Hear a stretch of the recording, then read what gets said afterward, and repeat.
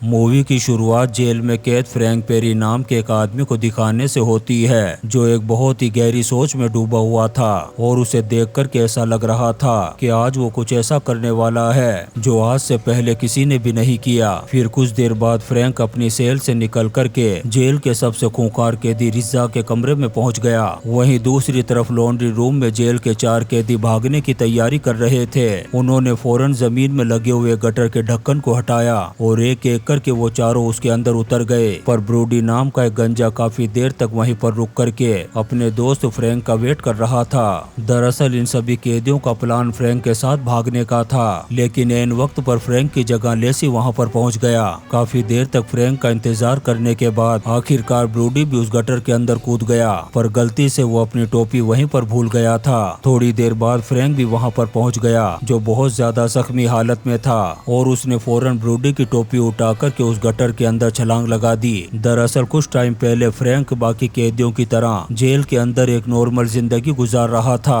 उसका काम था जेल के अंदर लॉन्ड्री रूम में कपड़ों को धोना। फ्रैंक इस जेल में उम्र कैद की सजा काट रहा था, इसीलिए उसने इस जेल को ही अपनी दुनिया मान लिया था। वो अपना ज्यादातर टाइम अकेले रह कर के बिताता था और साथ ही जेल के सबसे खूंखार कैदी रिज़ा से भी दूरी बना करके रखता था। जेल में इतना लंबा टाइम बिताने के बाद फ्रैंक के कुछ दोस्त भी बन गए थे। फिर एक दिन फ्रैंक जब अपने काम को खत्म करने के बाद जब अपनी सेल में आया तो उसने देखा कि उसका साथी अपने सामान को पैक कर रहा था। दरअसल उसकी सजा खत्म हो चुकी थी और अब वो रिहा होने वाला था। उधर बाकी सारे कैदी जेल में आ रहे नए बैच को देखने के लिए खड़े थे। उन कैदियों की बॉडी पर एंटीबैक्टीरियल पाउडर लगा करके उन्हें अंदर लाया जा रहा था। इसके साथ ही उन्होंने अंडरवियर के अलावा कुछ भी नहीं पहना था। इन कैदियों को देख करके सबसे ज्यादा खुश था तो रिज़ा का भाई टोनी, क्योंकि वो इतने लंबे समय से इस जेल में था कि आदमी होकर के आदमी से प्यार करता था। तभी उसकी नजर पड़ती है लेसी नाम के एक नए लड़के पर। कुछ देर बाद उन सभी कैदियों को अपनी अपनी सेल में भेज दिया जाता है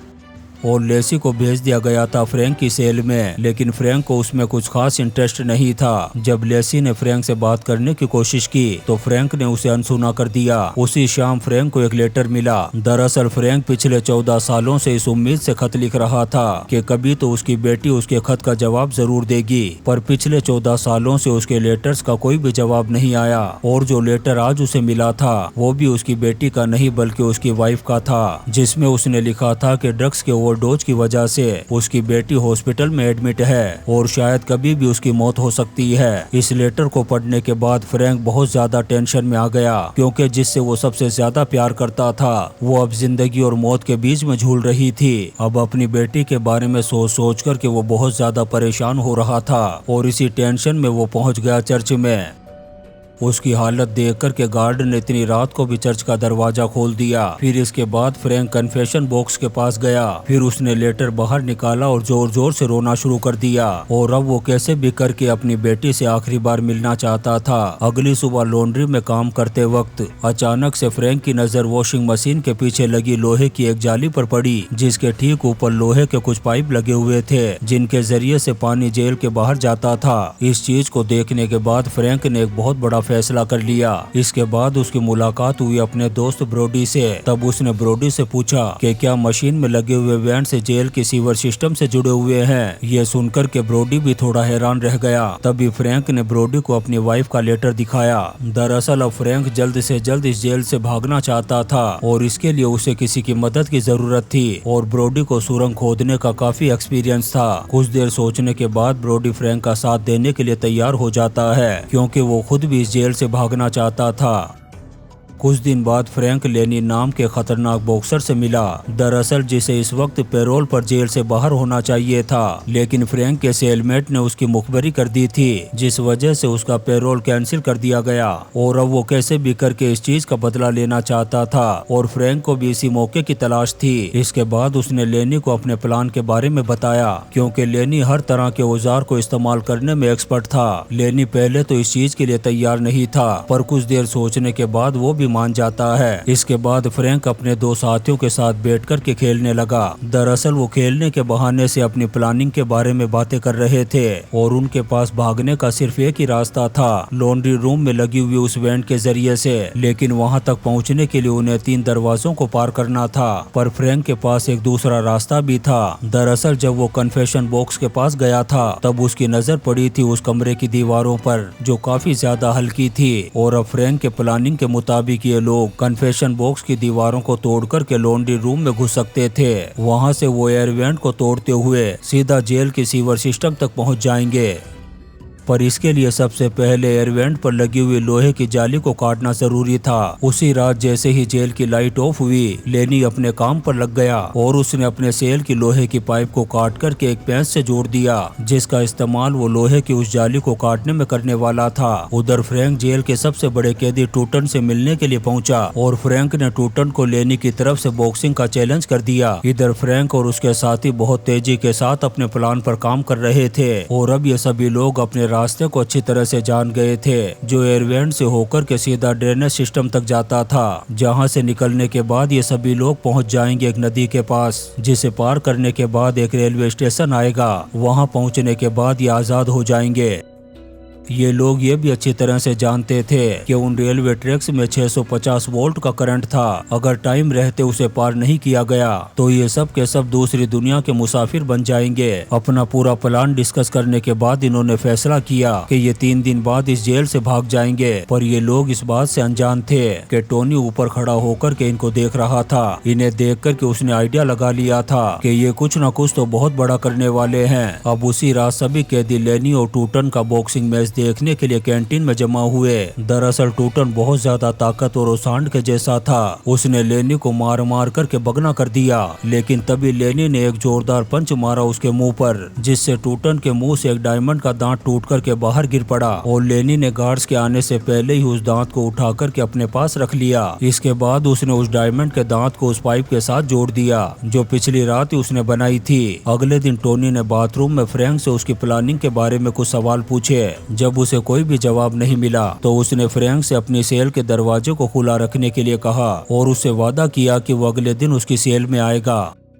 जब फ्रैंक ने ये बात अपने साथियों को बताई तो उनका भरोसा थोड़ा टूटने लगा, क्योंकि ये सभी जानते थे कि वो चाहकर भी टोनी को कुछ नहीं कह सकते, क्योंकि वो रिजा का भाई था। और वो ये भी जानते थे कि अगर उन्होंने उसका साथ नहीं दिया तो उनका पूरा प्लान बर्बाद हो जाएगा। अब यहाँ पर फ्रैंक ने अपने साथियों से एक नए आदमी को अपनी टीम में लेने के लिए परमिशन मांगी जो उनकी मदद कर सकता था, जिसका नाम था बटिस्ता। दरअसल वो एक ऐसा कैदी था जिसका काम था कि जेल में मौजूद कैदियों को बहुत थोड़ी मात्रा में ड्रग्स पहुंचाना, और असल में वो ये काम गवर्नमेंट के साथ मिलकर के ही करता था, ताकि धीरे धीरे इसकी क्वांटिटी को कम करके कैदियों से इसकी लत छुड़ाई जा सके। अगले दिन फ्रैंक ने बटिस्ता के सामने एक ऑफर रखा कि अगर वो कैसे भी करके टोनी को शांत कराएगा तो वो उसे भी जेल से बाहर ले जाएगा अपने साथ। बटिस्ता ने उसकी बात सुनकर के फौरन हाँ कर दिया और एक ऐसा प्लान बनाया जिसके जरिए से टोनी हमेशा के लिए शांत हो जाएगा। और इसके लिए उसने एक खास तरह का ड्रग्स तैयार किया जिसमें जहर मिलाया हुआ था। फिर उसने चुपचाप उस ड्रग्स को लेब से बाहर लाकर के फ्रैंक को दे दिया।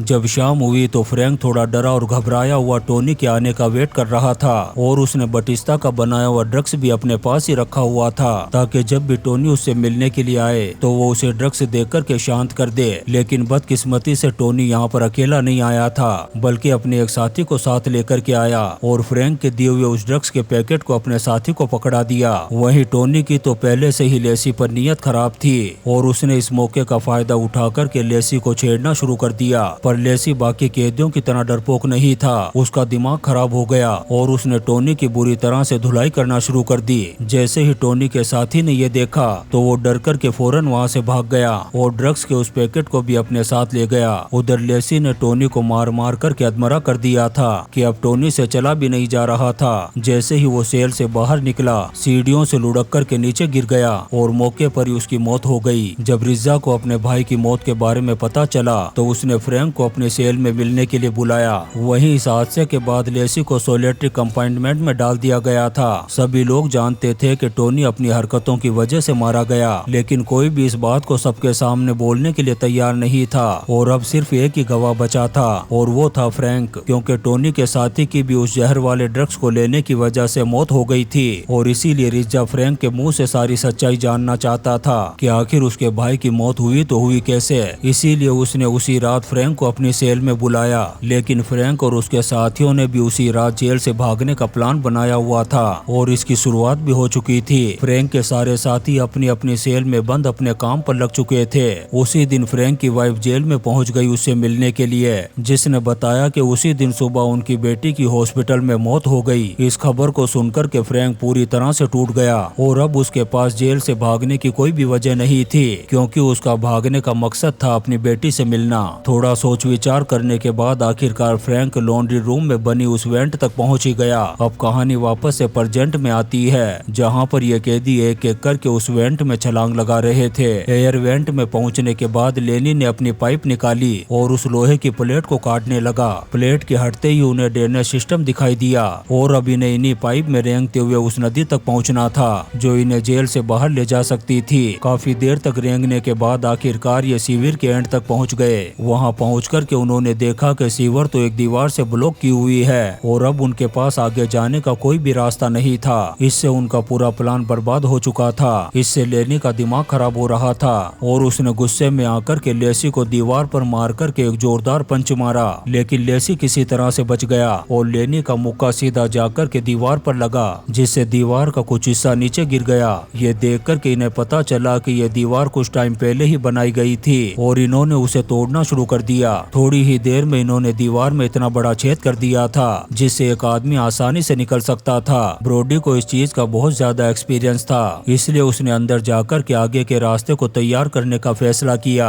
आगे जाकर के उसने फौरन खुदाई करना शुरू कर दी, लेकिन उसकी किस्मत खराब थी। अचानक से बहुत सारी मिट्टी आकर के उस पर गिर गई और वो उसके नीचे दब गया। फ्रैंक ने अपने दोस्त को बचाने के लिए फौरन मिट्टी हटाना शुरू कर दी। काफी देर तक हटाने के बाद आखिरकार ब्रोडी का हाथ उसके हाथ में आ गया। ब्रोडी पूरी तरह से होश में नहीं था, लेकिन वो जिंदा था। अब ये लोग बारी बारी से ब्रोडी को अपने कंधे पर उठा कर के आगे बढ़ रहे थे और कुछ देर चलने के बाद ये लोग एक खाली पड़े रेलवे स्टेशन पर पहुंच गए, जिसका मतलब था कि ये लोग सही रास्ते पर चल रहे हैं। उधर लेसी ने भी फ्रैंक की मदद करने की कोशिश की, क्योंकि उसके पैर से काफी खून बह रहा था, लेकिन इसके बावजूद उसने सभी से लगातार आगे बढ़ने के लिए कहा। तभी अचानक से उन्हें कुत्तों के भौंकने की आवाज सुनाई दी। इसका मतलब था कि पुलिस उन्हें ढूंढ रही थी। तब इन्होंने अपने जख्मी साथी ब्रोडी को यहीं पर छोड़कर के आगे बढ़ने का फैसला किया। अब इनके सामने एक छोटा सा तालाब था जिसे पार करना कोई मुश्किल काम नहीं था, पर लेनी को तो तैरना ही नहीं आता था, इसलिए अब ये काम उसके लिए बहुत ज्यादा मुश्किल हो गया। पर फिर भी ये लोग जैसे तैसे करके उस तालाब को पार करके पहुंच गए उस रेलवे ट्रैक तक। अब जैसा इन्होंने प्लान बनाया था सब वैसा ही हो रहा था, लेकिन तभी अचानक से बटिस्ता का पैर रेलवे ट्रैक के बीच में फंस गया। उसी वक्त एक ट्रेन भी बहुत तेजी से मौत बनकर के इनकी तरफ बढ़ रही थी। लेनी ने अपने साथी की जान बचाने की बहुत कोशिश की, लेकिन इसी कोशिश के चलते वो खुद भी उस ट्रेन के सामने आ गया। तभी फ्रैंक और लेसी ने साइड में हट कर के उस ट्रेन से अपने आप को बचा लिया।